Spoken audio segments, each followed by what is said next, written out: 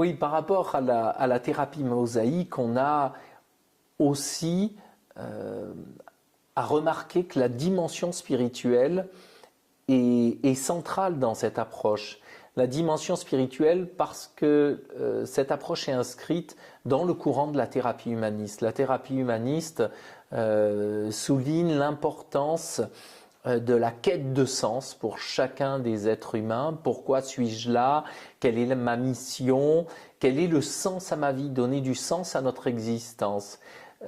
C'est aussi toute la place accordée à l'importance des valeurs et des croyances chez chacun de nos clients.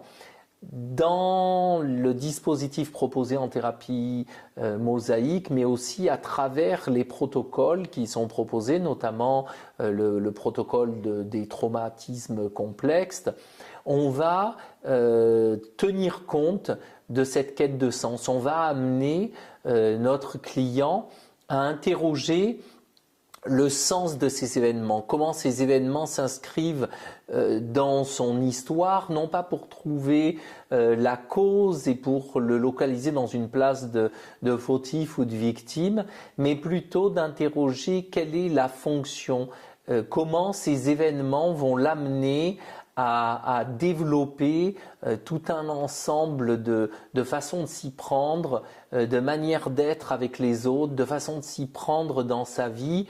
Et c'est ce qui ouvre le champ de la résilience, c'est-à-dire toutes ces forces qu'il a su déployer pour pouvoir être l'homme qu'il est aujourd'hui, et comment il a su se transformer, comment il a su réagir à ces situations-là. Par ses réactions, il sait se positionner comme un être humain avec davantage peut-être de confiance, de courage, de force. C'est ce que cet événement a permis de mobiliser chez lui. C'est à ça que le travail de la thérapie mosaïque peut amener, pour amener le client à passer d'une place de victime d'un événement douloureux à acteur dans ce présent-ci, aujourd'hui dans sa vie.